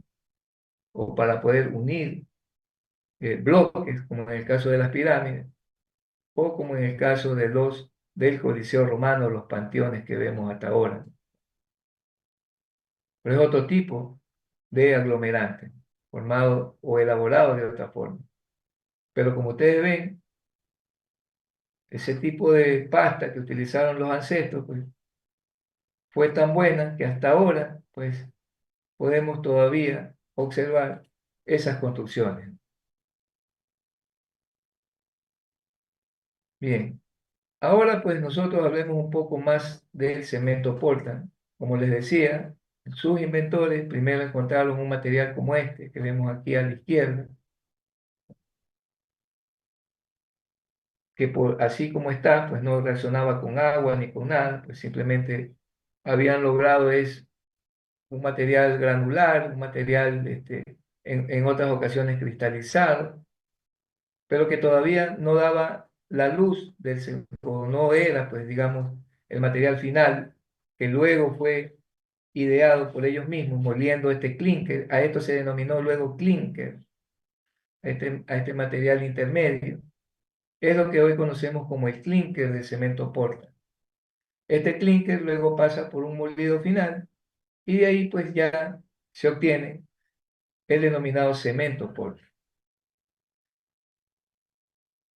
Este cemento Portland también puede ser, bueno, generalmente está conformado por eh, silicatos ¿no? O también puede tener o se le puede añadir otros componentes, como por ejemplo las escorias. Las escorias asimismo son materiales resultantes de la elaboración de otro tipo de material como el acero. Cuando se elabora acero, el residuo de ese proceso de elaboración del acero se denomina escoria. Es un polvo. Ese polvo fundido también a veces sirve como adición en ciertas condiciones, se lo mezcla con el cemento Portland y forman cementos especiales.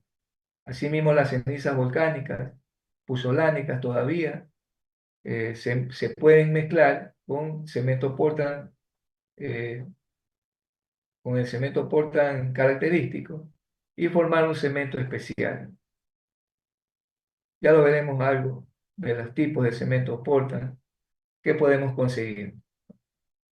El cemento Portland, entonces, por definición, constituye un polvo finamente molido, formado mayoritariamente por silicatos de calcio y en menor proporción por aluminatos de calcio. Cuando esta mezcla, cuando el cemento Portland se mezcla con agua, forma una pasta, que es lo que nosotros denominamos pasta de cemento. Esa pasta de cemento tiene la característica de que sufre un proceso llamado fraguado, mediante el cual endurece a temperatura ambiente, es decir, que no necesitamos meter al horno esa pasta para que endurezca. A temperatura ambiente, luego de cierto tiempo, obviamente, esa pasta fragua o endurece. Esa es la característica principal del cemento Portland. Se lo llama hidráulico por esa misma razón, porque necesita de agua para poder fraguar o endurecer. De ahí si usted a una mezcla le pone cemento y no le coloca suficiente agua, es posible que esa mezcla no frague, es decir, que eh, no endurezca. Por eso es que verán ustedes en tecnología de hormigón que hay una cierta cantidad de agua mínima que usted debe de colocar a su diseño para que el hormigón frague. Si se pone menos de eso, pues no va a generar o va a perder, mejor dicho, ese cemento porque no va a fraguar, no va a endurecer. Muy bien. Eso es lo que se conoce, después veremos como calor de hidratación. El proceso de fabricación de cemento Portland pues comienza nuevamente por la extracción de la materia prima. La materia prima, recuerde que son las rocas, en este caso las calizas, pizarras, yeso, ese tipo de rocas usted las extrae de canteras generalmente, ¿no? Y luego esas rocas usted las pasa por un proceso de trituración, ¿no? Como ya veíamos en los agregados, pasa por un proceso de trituración hasta obtener un cierto tamaño, y una vez que tiene ese tamaño se mezclan con arcillas o margas, ¿no? Que son los materiales blandos. Eso no necesitan pasar por trituración. Una vez que están juntos los dos, se los mueve. Pasan por molino para reducir aún más el tamaño de esa mezcla, ¿no? Molinos verticales, giratorios, etcétera. Y luego de ese proceso de molienda, nosotros vamos a obtener o a fabricar lo que se conoce como, perdón, este proceso de molienda luego pasa a los altos hornos, donde se funde esa mezcla. Se funde la roca y la arcilla que usted ha mezclado y como resultado de esa fundición obtiene el clinker. Fíjense ustedes, 1500 grados centígrados que debe usted fundir a estos materiales para llegar a obtener el clinker. 1500 grados centígrados, un infierno. Y después de salir de ese horno, pues se enfría algo el material y finalmente se le hace el último proceso que es el molido del clínker, ¿no? La molienda del clínker, para dar paso posteriormente a la fabricación del cemento. Ya una vez molido el clínker, el cemento se obtiene y puede luego ser distribuido, ya sea en sacos, que es lo que generalmente nosotros observamos, o ya sea vendido al granel, en lo cual se llenan grandes silos, donde se almacena este material llamado cemento. Entonces es un resumen muy simplificado, ¿no? Sería ideal conocer una planta de hormigón. Ustedes tienen una planta de hormigón ahí cerquita en la UCE, al frente prácticamente de la UCE, ¿no? Pero obviamente ellos no producen cemento, lo que producen es hormigones. Acá estamos hablando de una planta que produzca cemento. Cemento. Esa planta que tienen ustedes en la UCE, compran cemento y seguramente deben tener silos para almacenar el cemento, ¿no? ¿Qué tipo de cemento compran? Pues bueno, ahí sí habría que ver. Bueno, el cemento que compran exportan, habría que ver qué marca. Selva Alegre, Holcim, bueno, etc. Ahora hablemos de los tipos de cemento Portland. Que asimismo, como veíamos antes, el clínker molido da origen al cemento, pero la industria del cemento, esto es toda una industria, ha modificado ciertas condiciones del proceso para obtener varios tipos de cemento, que son requeridos en ciertas condiciones, ¿no?, que el ingeniero necesite para su obra. El tipo más general, el tipo más convencional de cemento Portland, es el tipo 1. El tipo 1, también conocido como cemento normal, es el que se usa para todo tipo de construcción y el que mayormente se usa, es el que encontramos nosotros en los distribuidores, ensacados, ¿no?, tipo 1. Hace unos años atrás, la cementera Holcim, al menos, sacó o puso en el mercado un cemento que le denominaban ellos 1P. Ahora, la Holcim denomina a ese mismo tipo de cemento tipo 1, lo denomina GU. Pues son cuestiones comerciales únicamente, pero GU o 1P es el mismo cemento tipo 1 que indicamos acá, ¿no? Cemento general, para uso general. Obviamente que dentro de las características de este cemento, la resistencia eh, inicial para disminuir los tiempos de desencofrado, aunque no estoy muy conforme con esto, digamos que es un uso de tipo general de su cemento normal. El tipo 2, este sí ya tiene una característica distinta, ¿no?, al tipo 1. ¿Cuál es esa característica distinta? Es que ofrece resistencia al ataque de sulfatos o cloruros. Ofrece mejor resistencia que el tipo 1, ¿no? El hormigón que se fabrique con un cemento Portland, pero de tipo 2, ofrece mejor resistencia al ataque de sulfatos o de cloruros al que puede estar expuesto ese hormigón, como por ejemplo en una presa. Una presa tiene agua, obviamente, y esta agua, como ustedes pudieron ver cuando vimos el tema del agua, ¿no?, hay presencia de sulfatos y cloruros que pueden estar en cualquier concentración o cantidades, y ese contacto continuo pues, podría generar un deterioro si es que nosotros hubiésemos utilizado cemento normal para la construcción de esa presa. Al hablar de presa estamos hablando de grandes obras. Y asimismo, este tipo de cemento 2 no es que se fabrica normalmente. Son cementos especiales y se piden y se los elabora, mejor dicho, por pedido. El único cemento que usted ve que siempre se está elaborando continuamente es este tipo 1.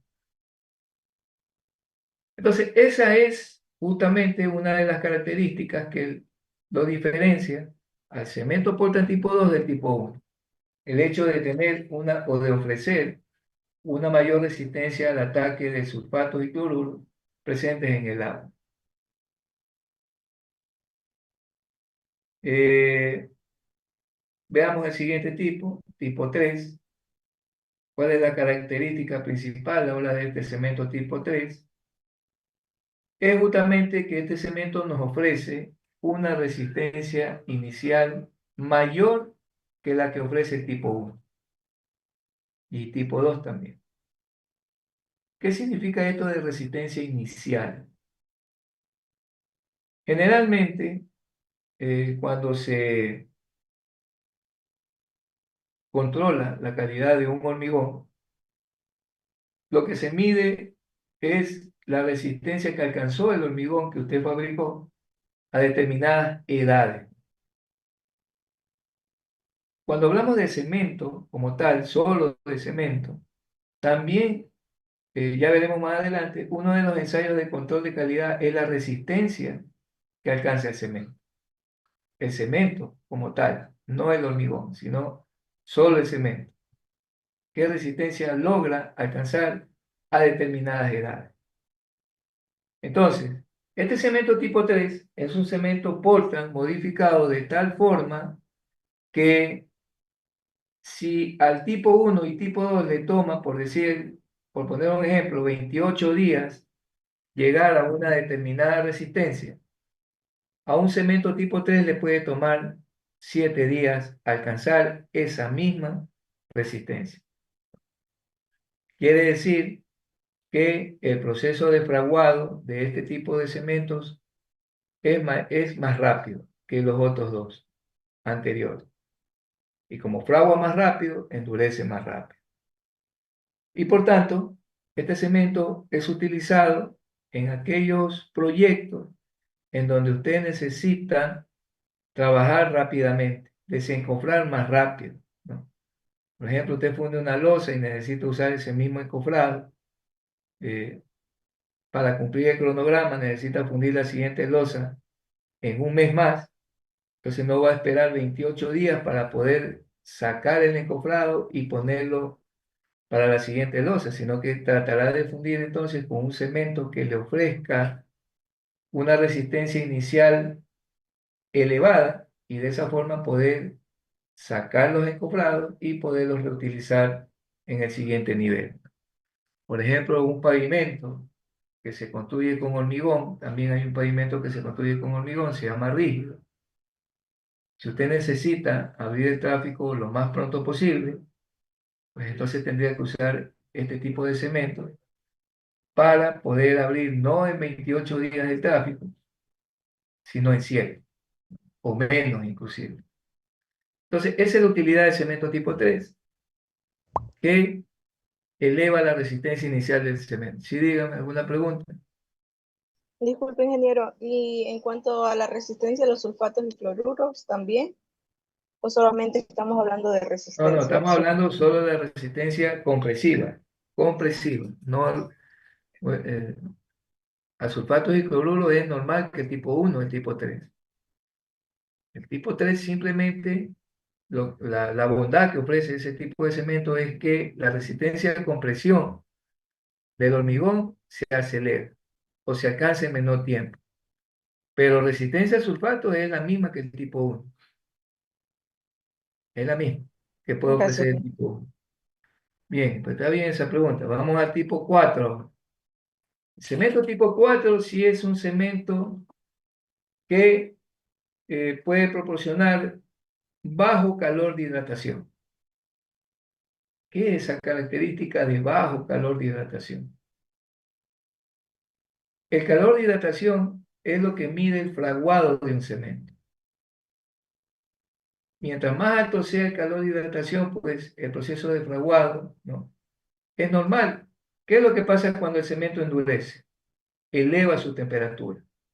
No sé si ustedes han sido curiosos de pronto, cuando funden algo o cuando se hormigona algo. Ustedes después de un cierto tiempo, póngale la mano encima de ese hormigón. ¿Qué es lo que siente? ¿La superficie del hormigón estará a temperatura ambiente o está a una temperatura mayor? Ah, A una ese es, temperatura mayor. ¿no, verdad? Aquellos que han tenido la oportunidad, son cosas curiosas, ¿no? Es curioso. Sí, también hay cuando se trabaja con hormigón, ahí nos dicen siempre que utilicemos guantes porque daña mucho la mano. Creo ¿Ya? que por eso mismo. Bueno, ¿se da cuenta usted? Entonces, compañero, certifica entonces que cuando usted funde algo o construye algo con cemento, con hormigón, ¿no? Durante el proceso de fraguado, el hormigón eleva la temperatura. Entonces, ¿qué es lo que pasa? Hay proyectos en donde, por ejemplo, usted tiene que hormigonar, ¿no? Elementos de grandes dimensiones. Ponga usted el caso de una presa, ¿no?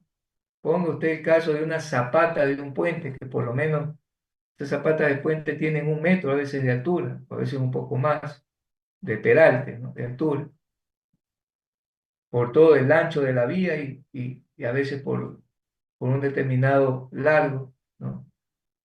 Esas zapatas, por ejemplo,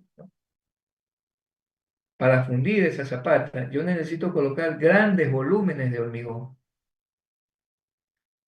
Y si el hormigón en una formaleta pequeña, digo usted una columna o una viga, calienta bastante o eleva la temperatura bastante, imagínese usted una concentración de hormigón o un volumen masivo de hormigón. Eso va a elevar la temperatura mucho más. ¿Qué es lo que produce esa elevación de temperatura cuando es muy masivo o cuando es muy masiva la concentración de calor? Va a formar grietas o fracturas. Y esas grietas van a ser en el centro del elemento porque es donde se concentra el calor y va a salir hacia la superficie que es donde hay menos calor. Entonces es peligroso cuando se funde esos hormigones lo llaman masivos, de hecho. Algo de eso ya con más explicación tendrían que ver en tecnología del hormigón. Ese es otro tipo de hormigón. Hormigones masivos, se llaman. Grandes volúmenes, que usted funde eh, al mismo tiempo o en el mismo momento. Porque esa es otra característica. Usted una zapata de un puente no la puede fundir, digamos que pasando un día, peor 2 o 3 días. ¿Por qué? Porque usted va a generar una junta ahí, entre el hormigón viejo y el hormigón nuevo, ¿no? Entonces, ¿qué es lo que dicen los estructuristas? Yo considero ese elemento homogéneo. Para lograr esa homogeneidad, pues todo tiene que ser fundido de golpe. No se pueden formar juntas frías. Entonces, por esa razón, vamos a tener grandes volúmenes de hormigón, ¿no? Una losa de cimentación, por ejemplo, en un edificio. Esas losas de cimentación son bastante largos, bastante anchos y bastante espesor, que se funden a sí mismos masivamente, ¿no? Y generan grandes volúmenes de hormigón. Entonces, en esos casos, una presa también, pues, imagínense la altura de una presa, tener que ir fundiendo, ¿no? Tratando de evitar juntas frías, entonces estamos hablando de vaciados continuos de grandes volúmenes de hormigón, que pueden empezar temprano los vaciados y terminar en la madrugada, muchas veces, porque no se puede parar, el vaciado debe ser continuo. ¿Qué es lo que pasa entonces en esas circunstancias? Que va a haber un gran calor de hidratación, que puede llegar, si es que no se controla ese calor o si las dimensiones del elemento son bastante considerables, pueden ocasionar fisuras en el material, perdón, en el elemento que usted ha fundido. Y esas fisuras vienen desde el núcleo, o sea, vienen desde el centro de la edificación, es decir, que ha atravesado toda su construcción. Por eso son peligrosas. Para evitar ese problema, entonces se ideó un cemento tipo 4 que en teoría, bueno, no en teoría, sino que ya ha sido utilizado en la práctica, es un cemento que ofrece bajo calor de hidratación. Bajo calor de hidratación. necesita poca temperatura para fraguar, en otras palabras.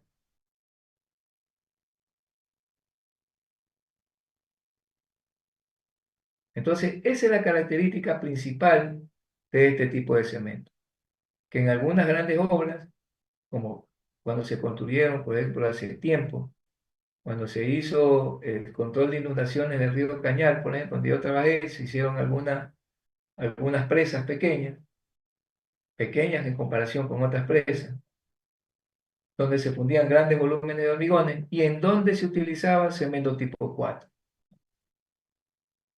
Un cemento especial que se lo mandaba a producir en grandes volúmenes también, pues, obviamente, porque ningún productor de cemento le para a usted o le destina un equipo de producción del cemento normal del tipo 1 para fabricar cemento tipo 4. Ya tiene que ser verdaderamente un volumen muy apreciable el que tiene que producir como para que le destinen a usted una unidad para hacer ese cemento. Son cementos especiales. Por ahí hay un tema de tesis, así mismo. Por eso digo, ustedes no se aventuren a copia y pega. Ustedes a veces declaran temas de tesis que ni saben qué es lo que van a hacer, ¿no? O qué materiales necesitan tener para hacer ese tema de tesis. Por ahí una chica se metió en la cabeza utilizar un cemento de bajo calor de hidratación para hacer una estabilización de un material granular. El tema suena rimbombante. ¿Y dónde va a conseguir el cemento de bajo calor de hidratación? Yo me pregunto. Si no es de producción masiva. ¿Tendrá acaso? ¿O pensará que va a usar el mismo cemento tipo 1? Y me han dado a mí todavía esto, imagínense. Yo voy a indagar el origen de ese cemento, los primeros que había. Entonces no copien o no aventuren cosas que no es que no se pueda hacer, no es que no se pueda hacer, sino que tenemos que estar conscientes de qué es lo que tenemos a la mano, qué es lo que podemos usar, ¿no? Tenemos que estar conscientes para eso tenemos que leer el tema que queremos proponer, porque ustedes saben que ustedes proponen el tema, luego se reúne un consejo que se reúne cada cierto tiempo, le aprueban el tema y luego le designan un tutor. Pero resulta ser que usted, por no quedarse fuera de ese consejo, manda cualquier tema, ni siquiera lo lee, no sabe qué es lo que es el tema.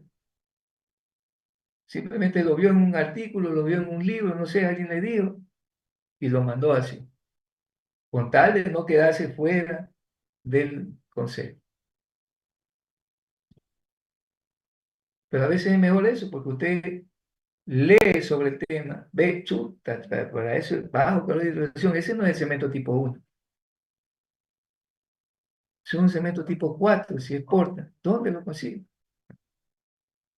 Está claro, seamos, por eso dice responsabilidad social, incluso hasta para elegir el tema de tesis. Ya habíamos hablado antes de eso. Porque eso definitivamente puede hacer que ella pierda eh, el tema, simplemente, si no consigue ese cemento. Y finalmente tenemos el cemento tipo 5, que es un cemento elaborado. Este cemento tipo 5 sí es o la característica principal es de tener una fuerte resistencia al ataque de álcalis y sulfatos. Mejor que la del tipo 2, mucho mejor. Este cemento tipo 5 es una mezcla de cemento Portland tipo 1 con puzolanas, con cenizas puzolanas. Ya habíamos hablado que esas son adiciones que nosotros le ponemos al cemento Portland para obtener un cemento especial, en este caso el cemento tipo 5. El cemento es de alta resistencia y de alta, no solo compresiva, sino también a los sulfatos. Ahí para la compañera que hablamos del tipo 3, ¿no? Tipo 3 nada más resistencia inicial compresiva. El tipo 5, además de incrementar la resistencia, ofrece una alta resistencia también al ataque de sulfatos y algas. Entonces, como ven, Estos tipos de cemento, asimismo, se los elige cuando verdaderamente estamos haciendo una obra, una infraestructura, ¿no? Eh, Megaproyectos, como le decíamos antes, ¿no? Entonces ahí es recomendable tratar de utilizar cementos especiales en la confección de esos hormigones. Por ejemplo, estos cementos bastante resistentes a la álcalis y sulfatos podría ser un proyecto portuario. Por ejemplo, el puerto de los Novoa, ahí en el estero Salado. Imagínense, ese estero Salado es un estero altamente contaminado. Las aguas son bastante eh, tendiendo a ser ácidas, a pesar de tanto tratamiento que se le ha tratado de hacer. Pero es que las industrias botan todos sus residuos ahí, ese estero, ¿no? Contaminan continuamente. Entonces, ese puerto, seguramente digo yo, debió haber sido construido con un cemento especial para que pueda resistir eh, no solo estos sulfatos, estos álcalis, sino también el pH elevadísimo que tiene, o sea, digamos, la, la calidad de agua que tiene usted ahí en contacto continuo, ¿no? Con los muelles, con donde atacan los barcos. Un cemento normal pues se empieza a desintegrar simplemente. Bien. Eh, bueno, hablando un poco, aquí está otra foto de clinker, miren, aquí está en forma de gránulos en cambio, están los granos, y luego ya son molidos y formados ya el cemento como tal, ¿no? Este clinker, pues ya sabemos, se obtiene pues de la calcinación de calizas y arcillas generalmente, aunque puede haber otro tipo de rocas como el yeso, la pizarra, etcétera, que veíamos anteriormente. Los cuatro elementos principales que contiene el clinker pues son calcio, silicio, aluminio y hierro. La arcilla es la que suministra álcalis, o sea, sodio y potasio. Y los otros agregados, en este caso la roca caliza o el yeso, proporciona el resto de componentes. Aquí vemos un esquema más simplificado de lo que veíamos en la producción del cemento. Vemos el proceso de extracción, la trituración, luego la molienda de los materiales mezclados, que son la caliza y la arcilla. Luego se funden aquí en estos altos hornos, 1500 grados centígrados, se convierte en clinker. Y luego ese clinker pues pasa a un último proceso de molido, con el cual ya se obtiene los diversos tipos de cemento. Bueno, en este caso cemento tipo 1, que es general, y cualquier otro tipo de cemento que en alguna parte de este proceso pues les modifican ciertas propiedades al cemento normal para lograr lo que hemos hablado del cemento tipo 2, 3, 4, 5, etc. Aquí vemos en forma de cristales, en cambio, el mismo clinker. Aquí, ¿no? Son las formas en cómo sale el material luego de haber pasado, luego de haber fundido, ¿no? La materia prima. Y aquí está algo de componentes químicos, óxido de calcio, silicio, aluminato. Bueno, ahí esto lo vamos a resumir más adelante. No vamos a profundizar tanto en cuanto a las proporciones que tienen generalmente los cementos tipo Porter. Mejor veamos este cuadro de aquí, que resume de buena forma eh, lo que hemos hablado hasta aquí del cemento Portland. Los componentes principales, dentro de los componentes principales tenemos los que son necesarios para fabricar cemento, que es el clinker. Si no hay clinker, no hay cemento simplemente. Y aquí al clinker también se le puede añadir sulfato de calcio, es decir, yeso, para regular el proceso de fraguado del cemento como tal. ¿Cuándo necesitamos regular el fraguado? Por ejemplo, en aquellos en aquellos casos que necesitamos nosotros acelerar el proceso de endurecimiento del, del hormigón. Necesitamos acelerar ese proceso de fraguado. O también a veces necesitamos bajar el calor de hidratación. Entonces se le añade yeso en determinadas proporciones, ya eso es parte de la química del cemento, eso no lo vamos a meter, sino que simplemente tener en cuenta de que este componente puede estar presente dentro de la elaboración del cemento también, junto con el clúster. Entonces decíamos que los componentes principales, ¿no?, del cemento como tal son los silicatos, tricálcico, dicálcico, los aluminatos, tricálcico asimismo, y los ferroaluminatos, tetracalcio. Son los cuatro componentes principales. De estos cuatro ya veremos porcentajes que entran en la mezcla. ¿Y en qué incide cada uno de estos componentes? Por ejemplo, aquí el silicato tricálcico dice que interviene en el fraguado, dice, o incide en el fraguado también de la mezcla, del cemento, perdón. El silicato dicálcico también incide en la ganancia, dice, de resistencia a mayor edad.